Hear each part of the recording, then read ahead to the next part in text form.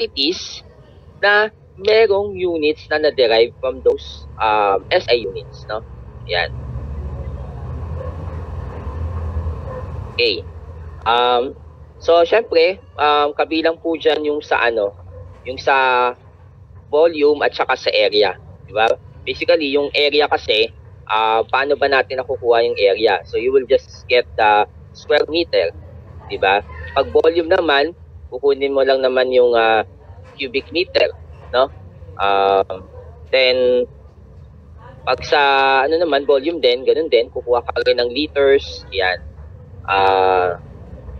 Sa area naman, kukuha ka ng mga tawag doon, hectare. Ayan. Okay. So ngayon, ito naman yung ilan sa mga iba pang mga system, no, or quantities having a system of derived units. So simulan natin sa force. Ayan. Pag sinabi natin force, it is any influence applied to an object that tends it to move. Okay, yun ang pag sinabi natin force, hindi ba? Or to change its position. So ano po ba ang kanyang SI unit pagdating sa force? And paano po nabuo or ano yung mga units para ma-derive yung Newton o yung unit na yun? Sorry. Ayan, yung unit na yun. Okay? Yan. Of course, that is Newton, hindi ba? Yung unit ng force. So ang tanong ko na lang, paano po or ano-ano mga units ang ginamit para mabuo yung Newton? Yan. Yan, so that is kilogram meter per second squared. So, parang gagawin mo lang naman since kilogram is a unit of mass and meter per second squared is a unit of acceleration. So, i-multiply mo lang, 'di ba, yung mass at saka yung acceleration para makuha mo yung force. And ang force din ay maituturing din nating rate of change of the momentum ng isang object, no? Ayan. Okay. Next is pressure. Ayan. Pag sinabi nating pressure, it is the force being applied to a certain area. Usually, yung force na yan is being perpendicular naman dun sa area na kanyang ina-apply. So, the question is, ano ang kanyang SI unit at ano-ano mga units ang kailangan para mabuo yung unit ng pressure? Ayan. No ba? This is Pascal, no, or PA. No? So of course it was formed by what units? Yan. So Newton per square meter. So bali kailangan mo lang yung unit ng force, i-divide mo lang sa unit of area, no? Ayan. Well, kung napapansin naman din natin, 'di ba, yung mga units na ating na-encounter ngayon ay pinangalan, no? Hango dun sa mga kilalang mga scientists like si force, of course, it was named after Isaac Newton, and pressure, it was named after Blaise Pascal. Ayan. Then of course, aside pa doon sa mga yung nabanggit natin kaninang units ng force, so we also have yung sa yung mang unit to, pounds. So pound force, pwede rin siyang maging unit ng force. Ayan. Then sa pressure naman, pwede rin yung mga units kagaya po ng ATM, yan, PSI, ayan, ano ba, torr, ayan. So usually yung sa gas pressure, hindi ba? Yan, mmHg, yung sa gas yan eh. Tapos ang pressure din, ay pwede rin nating i-apply yung definition niya dun sa concept naman ng stress. Yan, pagdating po dun sa strength of materials. Kasi ang unit din, yung stress, at saka nung mga, let's say, mga modulus, ayan, of elasticity and everything. So, Pascal din po yung ginagamit din nila as a unit for stress, no? Yung stress ng isang material, no? Ayan. Next is the energy or work. Ayan. So, actually, pag sinabi mo namang energy, it is the capacity of a body to do a work. Pag sinabi naman nating work, it is the tendency, or sabihin natin parang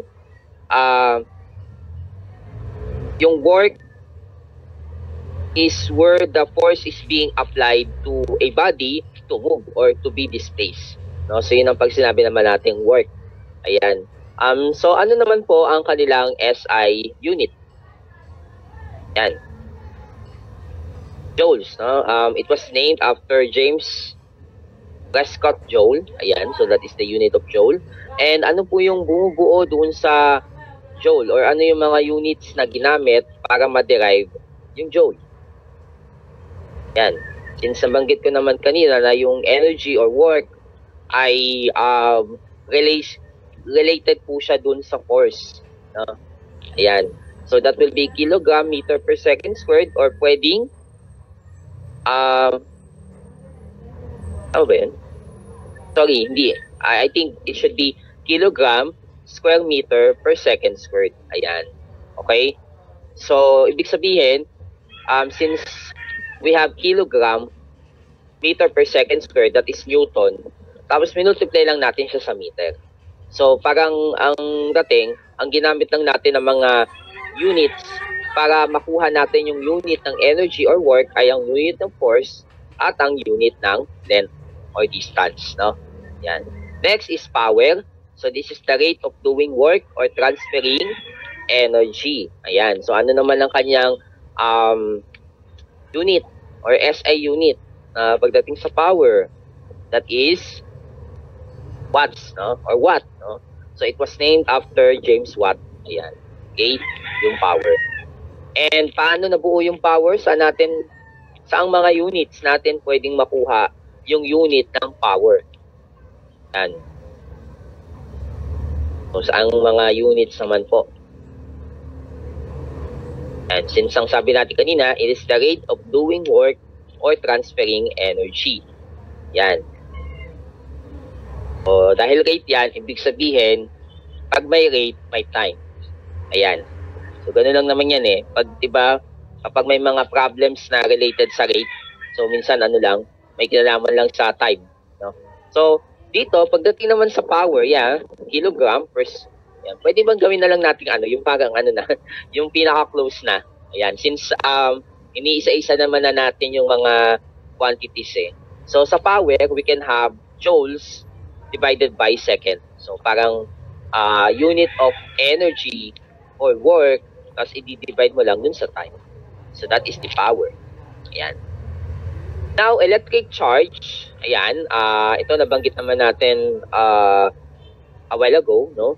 Yung fundamental characteristic of a matter who is responsible for electric and electromotive force. And again, tandaan natin na pag may atom or lahat po ng body or lahat ng object ay may characteristic po na electric charge, since lahat po ay may atom. Okay? And dun sa loob ng, of course, sa atom, may electrons. Ayan. Okay, so ano naman lang kanyang SI unit pagdating sa electric charge? Again, and that is, okay, Coulomb. So it was named after Charles Augustus de Coulomb. So, correct me if I'm wrong. Okay, dun sa pangalan. Ayan. So, ang tanong, anong mga units ang ginamit para ma-derive ang unit ng electric charge? Ayan. So, ano namang mga units ang kinailangan para ma-derive si Coulomb? Yan. Ano ba? Kasi sabi natin, di ba, pag sinabi nating electric charge, it is the fundamental or the quantity of electricity, no? Yan. Kaya po ang symbol niyan is letter Q. So, ayun, ang tanong ko ulit, anong mga units ang ginamit natin para ma-derive yung coulombs? O yung unit ng electric charge? Yan. Anyone po? Yan, nakakaalam po kung paano nabuo ang coulombs?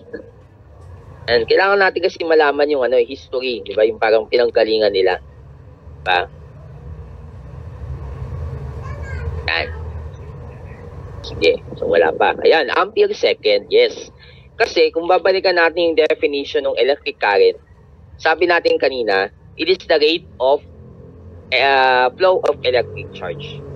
So, ibig sabihin, parang sinasabi natin na yung current, para makuha mo yung current, all you have to do is divide mo lang yung charge sa time. Because ang sabi doon, it is the rate of doing or moving an electric charge. No? So, parang babalik pa rin lang natin para makuha mo yung charge, gagawin mo lang current times time. Ibig sabihin, kung ano man yung unit ng current, di amperes, i-multiply mo lang dun sa unit ng time, which is seconds, so ampere second, and that is already coulombs. Okay? I hope nakuha natin yon, no? Yung sa coulombs, yan, ampere second, yan. Now, electric potential or electrical potential naman. Pag sinabi nating potential, it is the work required to do or to move an electric charge. Okay? So, ibig sabihin, it is the move or movement na kailangan para mapagalaw yung electric charge. So, the question is, what is the SI unit for electric potential? At anong unit ang kailangan or ano-anong mga units ang kailangan para mabuo yung unit na yon? Okay? Yan. So, paano ang unit ng SI unit ng electric potential?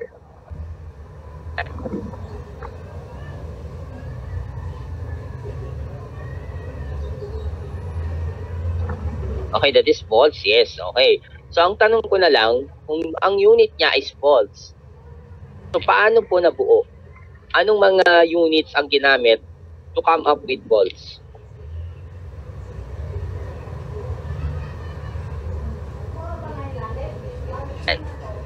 Kasi yung current, di ba, o yung coulombs, o yung current, o yung charge pala, I mean, current times time lang. So, what about sa volts? Okay? O, balikan lang natin yung definition na sinabi ko kanina. It is the work done, or it is the work being applied to move an electric charge, or work required to move an electric charge, rather. Ayan. Doon lang kayo kumuha ng idea. Base doon sa definition niya, kung anong mga units ang ginamit to come up with volts.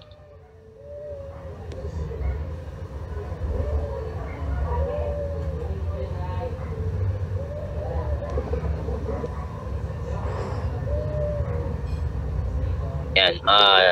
Okay, so pwede yung watts per ampere, o ibig sabihin, power, i-divide lang natin sa current, no? So, that is already electric potential. Well, that's good.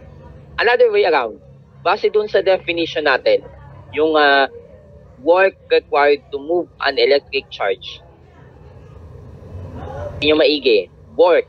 Ano bang unit ng work? Ano bang unit ng electric charge? And paano mo sila pagsasamahin? Yan.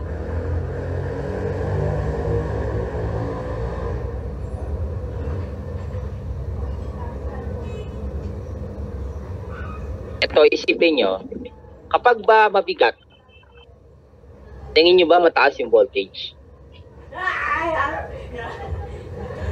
Mataas ba yung magiging potential mo kung mabigat? Kung mabigat yung kailangan mong i-push or i-work. Diba? Kung magaan, syempre madali lang. Madali ka makakakuha ng potential kasi magaan lang. Magaan yung charge. Yes. Okay, that will be joules per coulomb. Ayan. So, ibig sabihin, lumalabas po na yung voltage, no, o yung electric potential, no, is being equal to work done divided by charge. Yan lang po yun, guys, no. Bali yung work, i-divide nyo lang po sa charge. That is the basic, or that is the concept ng electric potential based on its definition. Okay? Joules per coulomb. Ayan. Okay? Next is the resistance. Well, the resistance is the one that opposes the flow of electrons. Okay? Or flow of electricity. So, of course, ang SI unit po niyan ay siyempre, ang SI unit ng resistance, wala namang iba, no? Meron pa ba? SI unit ohm. Okay, anong mga units naman ang ginamit para ma-derive ang ohm? Yan. O, anong mga quantities? Or anong mga units ang kinailangan para ma-derive ang ohm? So, yung ohm na yan, it was named after George Simon Ohm. So yun, no, volts over amperes, no? So yung voltage, i-divide mo lang sa current. That will be already the resistance. Okay? Yung kanina, no, yung sa electric potential, yung volts, it was named after Alessandro Volta. Ayan. Okay. Then, conductance naman po tayo. So, si Alessandro Volta pala, no, he was the one who invented what? Ano po yung kanyang inimbento? Ni Alessandro Volta. Ayan. Before we proceed, ayan, ano bang na-invento niya? Okay, that is battery, no? Okay, battery and as well as capacitor. Ayan, so yun. And then what about dun kay kay George Simon Ohm? Okay? So ano pa yung naging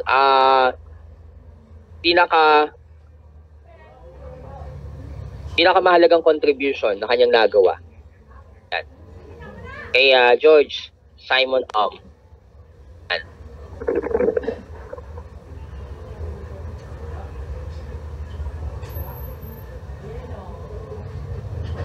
Okay, of course, that is yung law. Okay, anong law yun? Ohm's law. Ayan. Okay? Next is the conductance. Well, si conductance po ay kabaliktaran naman ni resistance kasi it measures the ability of a component or an object to flow electricity or to transmit electricity. So, conductance naman po yun. Kabaliktaran ni resistance po lagi yan. So, ano naman ang kanyang SI unit? Yan.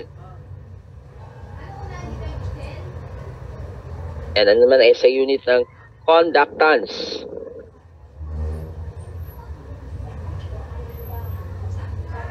Well, is,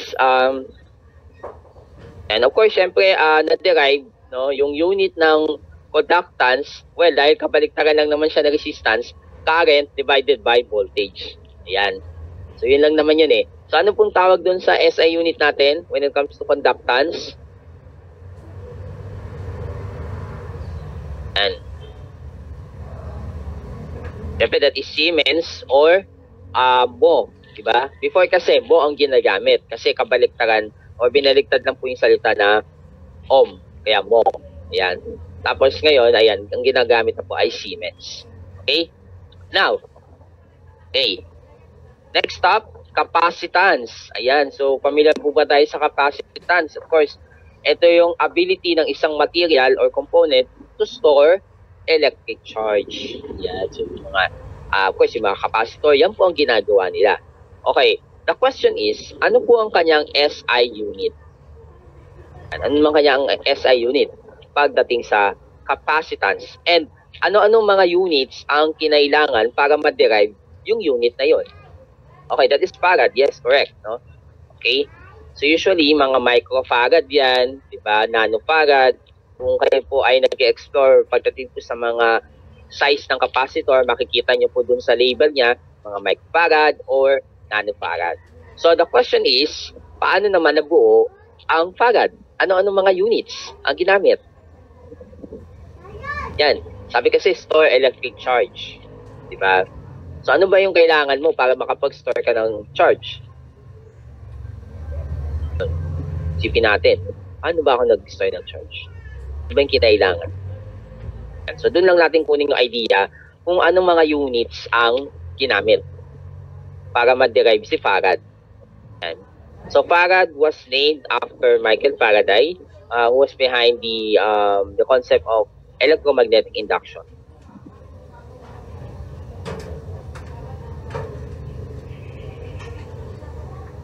Siyempre, ang isa sa mga unit na ginamit dyan para ma-derive si farad, siyempre, yung unit ng electric charge. Yan. So, ang tanong, ano pa ba yung mga units na kailangan para ma-derive si farad? Yan. Okay, so that will be C over V or simply charge divided by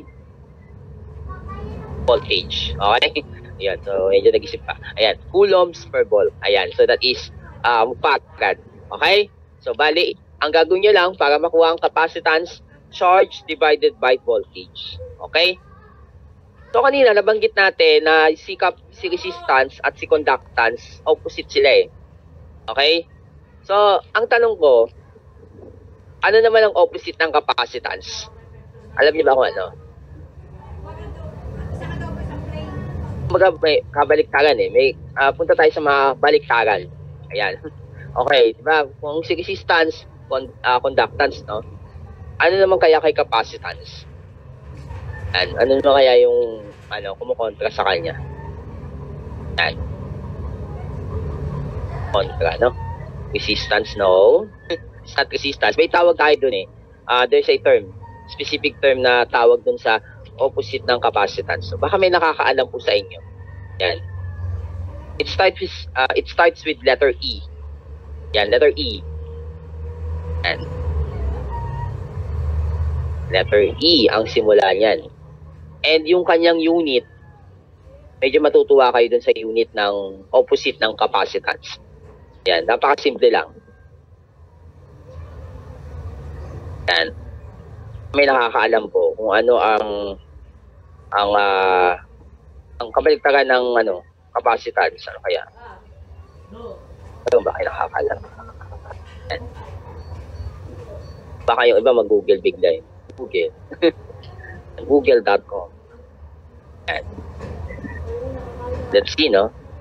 Natin. Nakakaalam kaya? Yan. Hindi ko alam, sir. Okay, sige. So, ang sagot po, okay, is elastance. Okay? At ang kanyang unit po, ay napakahirap isipin, no? Daraf. Okay? Ayan. Kabaliktaran ng farad. Ayan, binaliktad ng salitang farad. So, daraf. Ayan. So, ayan po yan. Okay? Now, next stop, ayan, magnetic flux. Ayan. So, pagdating naman sa magnetic flux, ito naman po yung ability ng isang material to represent the magnetic field by lines of force. Kumbaga parang kakayahan niya maglabas ng magnetic lines of force. So, yun ang pag sinabi nating magnetic flux. So, ang tanong, ano ang kanyang SI unit ng magnetic flux? Yan. Weber, yes. Okay. So, Weber po siya. So, actually, pag MKS kasi, that is Weber, no? Ang ano natin dyan, ang tawag, no? Ang unit niyan.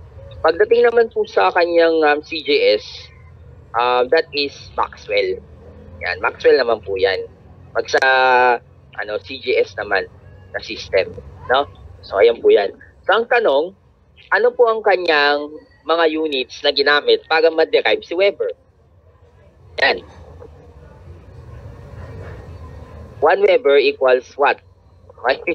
Ayan, anong mga units ang ginamit to come up with magnetic flux or Weber? Ayan, as a unit of magnetic flux.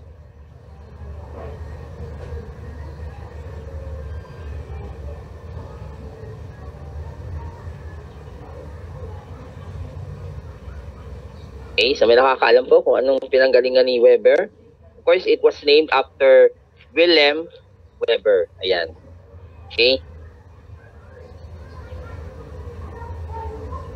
So 1 Weber equals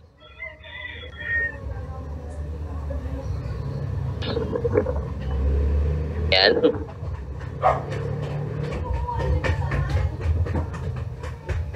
Okay, so 1 Weber is equivalent po sa 1 volt second. Ibig sabihin, imumultiply mo lang yung voltage sa time o yung electric potential sa time para makuha mo ang magnetic flux. Okay? Yan. Ngayon, meron din tayong tinatawag na magnetic flux density. So, pag sinabi naman natin magnetic flux density, ito yung bilang o yung magnetic flux na dumadaan doon sa isang area. So, ibig sabihin, para makuha mo yung magnetic flux density, yung magnetic flux lang, i-divide mo sa area. Okay? Yun ang po yung gagawin mo, no? Magnetic flux divided by area. Okay? Kung saan tumawid yung mga magnetic flux na yun. Okay? So, may nakakaalam po ba kung ano ang kanyang SI unit? Or ano ang mga units pagdating sa magnetic flux density? Yan. Yung mga units niya. Ito yung dalawa yun. Yung isa, pang MKS, yung isa naman, pang CJS.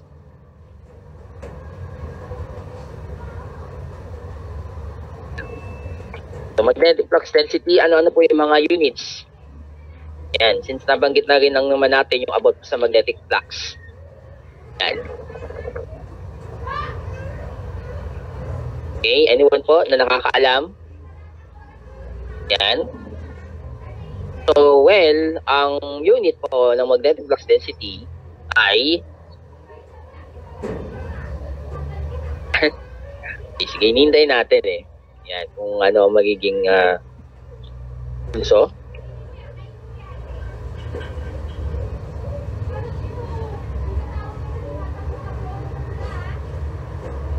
Yan. Let's see. Okay, Tesla, yes. Okay. Pag sa MKS, that is Tesla, actually. No? That is equivalent sa Weber per square meter. Pag Gauss naman, yung CJS nga, Gauss, Maxwell per square centimeter. Okay? So, ayan lang po. Take note lang po natin yung mga units na yan. Okay. Now, let's go to inductance. Okay. So, pag sinabi natin inductance, it is the property of a circuit or device in which a voltage is generated by means of changing in magnetic field or changing in current. So, yun po ang pag sinabi nating inductance. No? So, nabanggit natin dun previously na kapag may pagbabago sa magnetic field or may pagbabago dun sa current, dun sa material na yun, so, magkakaroon po ng tendency na magkakaroon po siya ng ng magnetic field. Ayun, so magkakaroon po siya ng pagkakataon para makapag-generate ng sarili niyang voltage. Okay? So, tandaan lang natin, para makapag-generate ka ng electricity, kailangan mo lang magnetism. And then, vice versa din, para magkaroon ka ng magnetism, kailangan mo lang ng electricity. No? So, ayun po yan, no? Okay. So, inductance. So, ano naman po ang unit ng inductance? Or pinakakilalang unit ng inductance? Yan. Ano pong unit ng inductance? Yan kasi may encounter niya yan. Yung inductance na yan. Hindi na pong mawawala yan pagdating po sa EE, no? Or sa electrical engineering. Ayan. Yung unit ng inductance. And that is Henry. Ayan. Or simply letter H. Ayan. Okay? Capital letter H. Next is the illumination. Okay, ano naman yung pag sinabi nating illumination? It is the provision of light to make something bright or to make something visible. So, yun ang pag sinabi nating illumination. And the SI unit for that is yan. Ano naman ang kanyang SI unit? That is lux. And when you say lux, that is actually lumen per square meter. No? Pag sinabi natin lux. Okay? And yung lumen is na-derive naman po yan mula naman dun sa candela. Okay? Yan. So yung lux. Lumen per square meter. Velocity, of course, it is the, ano ba yung velocity, sir? It is the rate of movement. No?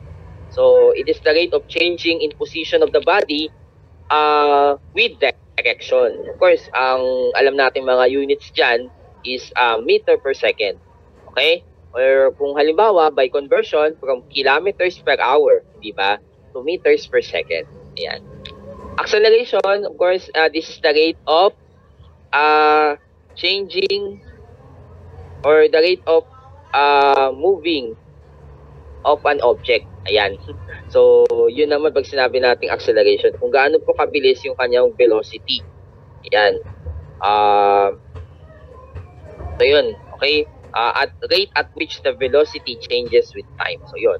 So, of course, ang SI unit niyan is meter per second squared. Ayan. Okay? Frequency. So, ano naman yung frequency, sir? It is the... Ayan, madalas kasi nakikinig din natin yan eh. Kumbaga, it is the... it is the number of cycles or periodical, no? Number of periodic cycles per unit of time. And of course, para ma-derive po ang unit ng frequency, all you have to do is, yan, 1 over time or 1 over second. So which is, ano po ang kanyang unit naman pagdating sa frequency? So that is, of course, Hertz. Ayan. So of course, it was named after Heinrich Hertz. Ayan. Okay. Now, the density, siyempre, ang density naman is, ano naman yung density pa? Of course, it is the mass of a unit volume of a material or object. No? So, ano ba yung formula natin para makuha yung density ng isang material or object? Yan, kasi doon natin kukunin yung magiging units niya. Of course, that is mass over volume. So, mass divided by volume. Ayan. Again, ayun, be careful tayo sa pagta-type po ng, lalo na pag letter V. Kasi, di ba yung letter V, maraming ibig sabihin yan.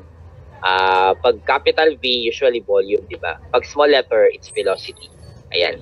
So, ang density, bale, mass over volume. So, ibig sabihin, mass mo, kilogram, volume mo, cubic meter. So, ibig sabihin, ang SI unit niya ay kilogram per cubic meter. Okay?